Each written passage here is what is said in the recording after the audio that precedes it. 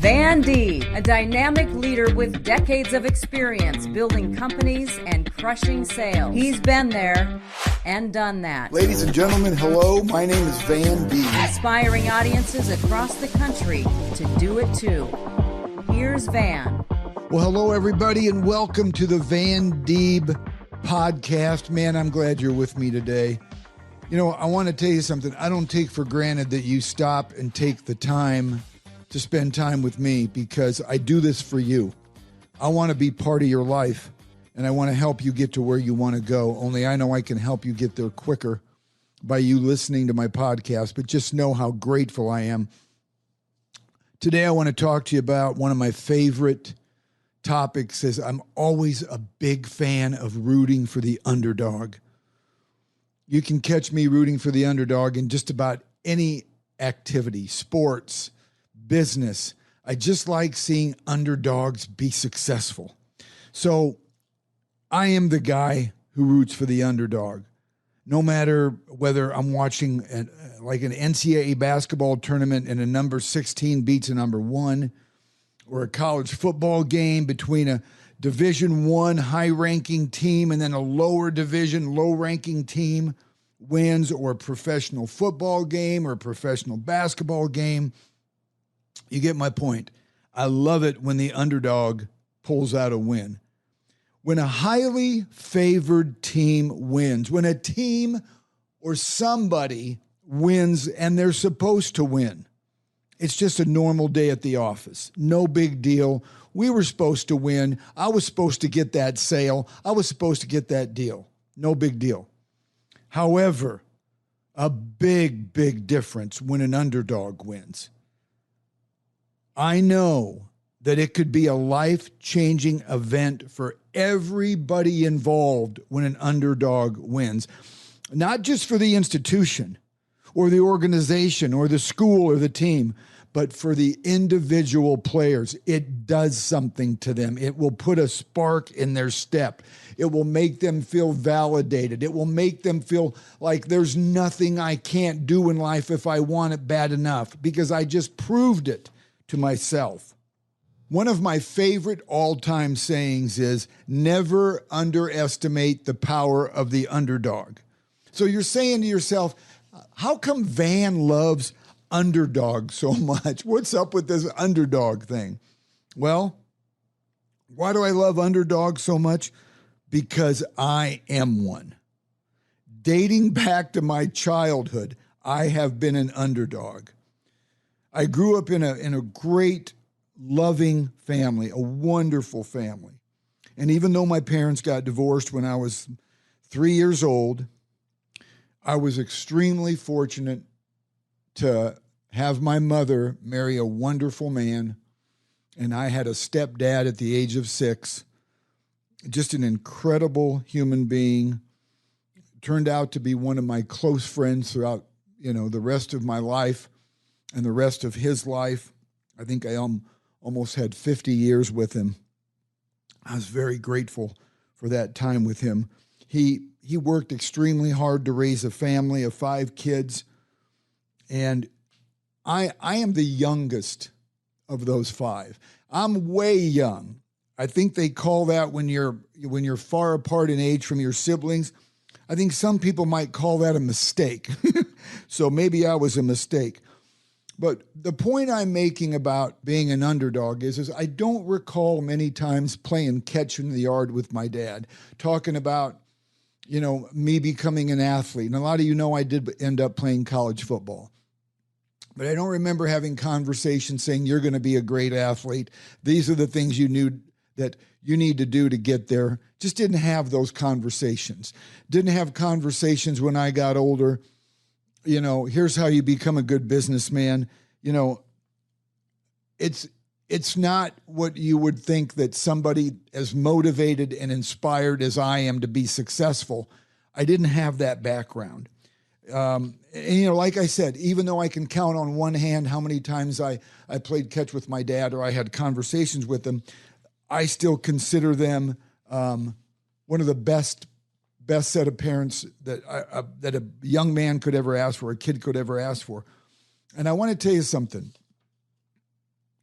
I'm pretty confident that a lot of my upbringing was, and the lack of things that I might have endured was pretty much my fault because I was non-conforming, I was rebellious, I was definitely a rule breaker, and I had a very short attention span. So maybe they did try to give me direction, and I just didn't listen. So basically, what I'm saying is that I know what it's like to be an underdog. I drank that water. This is why every time I have an opportunity to root for someone who is not expected to do well, let alone win, I'm in their corner. If they have the drive, desire, and determination, I want to be there in their corner, at least rooting for them. So my favorite underdogs are the ones who believe in themselves, even more than just proving their critics wrong. I like the underdogs who want to prove that their belief in themselves is right. I believe that if an underdog, like I said, has drive, desire, determination, and the discipline, there is nothing they can't accomplish. I'm proof of that. You know, Ty Howard says it really well about underdogs. He says, underdogs adapt. They evolve and become winners because of their preparation, their heart, execution, and the relentless attitude that the game will not end any other way. And that's what I believe. And I believe all of you can have this same mindset. And I know some of you do. If you believe that there's no other outcome than you winning or you accomplishing what you set out to do, that's the outcome you're going to get. So a lot of you know that this is my 40th year in real estate. That's my background. I started at 23. I was so blessed to find a career that I just absolutely love. And after working for another broker, I worked for a broker for about 10 years. Then I started Deeb Realty out of my basement. It was in 1993 that I started the company, just myself and I, nobody else. I remember the leadership of the top 3 real estate firms in Omaha. Some of the, a couple of them were owners or presidents of the company in Omaha, Nebraska, when I opened up Deeb Realty, told me, Van, brother, there's no room for another real estate company in our city, and I might as well become a manager with their firm. And I'm like, oh boy, I can go from being one of the top realtors in the United States to being a manager for your company. Of course, you're hearing a little sarcasm there, but now that didn't impress me a bit. So I sat in my 200 square foot basement in 1993.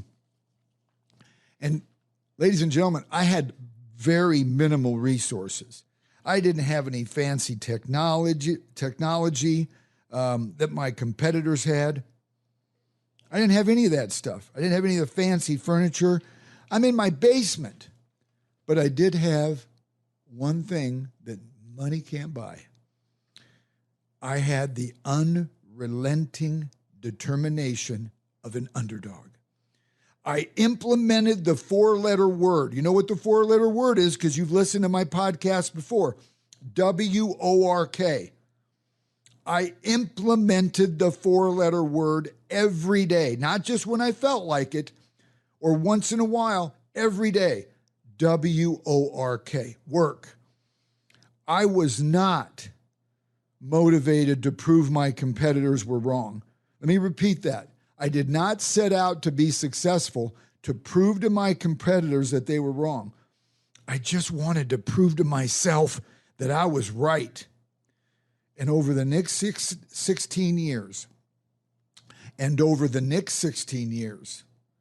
that little one-person company that I started out of my basement became one of the largest independent real estate firms in the United States with over 350 agents. All those managers and people said, you're never going to make it, basically. I kept focused. I kept my head down. I implemented the 4-letter word, WORK, and all of a sudden we are on the map. And not just on the map, but I mean big time. You know, something that Danielle Ruffin said, I really like. It helps us being the underdog. We have nothing to lose. Nobody expects us to win except ourselves. I mean, think about it. If you don't expect to win, who's going to expect it with you? So one of my favorite characteristics of a true underdog is that when all the odds and statistics and everyone around us says, we have no chance, we don't even blink.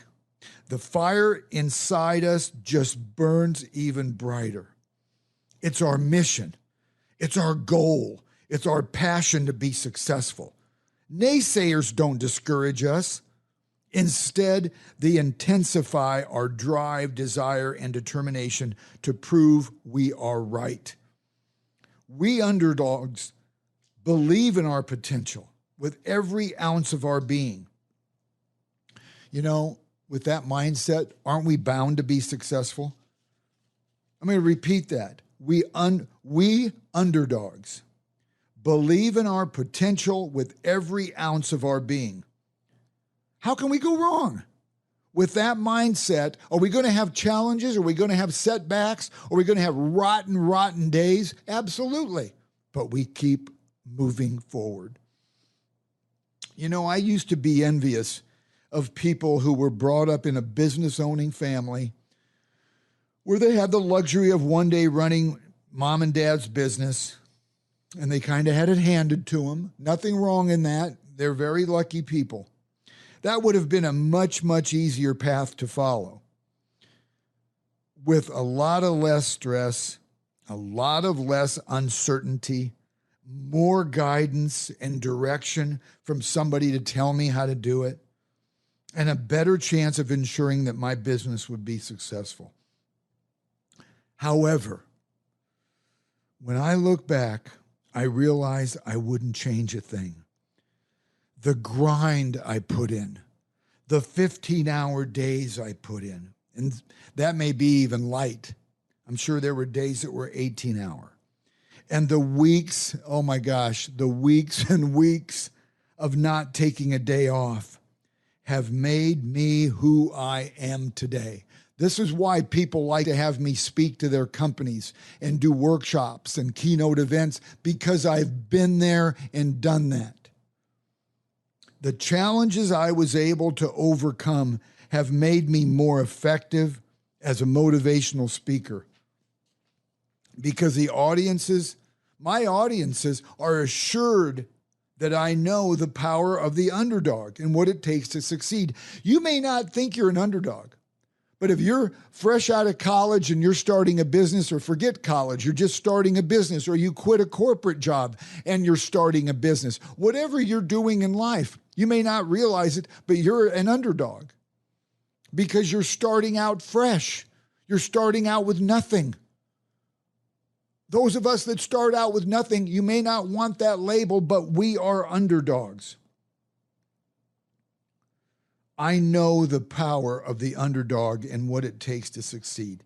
When companies and organizations hire me to speak at their conferences, workshops, coaching, or whatever they might have me do for them, they know that my been there, done that background will help elevate, inspire, and motivate everyone in the audience to be the best they can possibly be. Why? Because I've experienced it. I know what they're going through. I want to tell you something that's pretty cool. When I do my speeches and presentations, a lot of times, most speakers do this. They'll have a question and answer period after they're done speaking. It might be 10, 15 minutes. With me, sometimes it's an hour. People are lined up to ask me questions. Why do you think that is? Because I organically, authentically built it from the ground up. Salespeople and service people will learn so much information from what I've been through. So my point is today, you're getting my drift. My topic is underdogs. Man alive, embrace them. The next time you have a chance to support a worthy underdog, remember, like I said in the very beginning, you're not just changing one person's life. You're changing the life of many, many people. So let's all support an underdog every chance you get. You have no idea how that's going to just domino with everybody in their life. The more underdogs that succeed, the more people they're going to empower, inspire, motivate to be the best they can be. Like I said earlier, I'm very grateful that you're part of my life. I want to be part of your life. And if you think that my message will help people get from point A to point B, I'm going to ask you to forward this podcast to them. Subscribe to my newsletter at vandeeb.com. I always cover the same topic on my newsletter. Promote my podcast to anybody you know that needs a little bit of motivation, because that's what I want to accomplish. I want to help as many people as I possibly can experience the American dream like I have, because, ladies and gentlemen, it is possible. Let's support underdogs and root for the underdog every chance we get. Thank you for listening to the Van Deeb Podcast. A Hurrdat Media Production.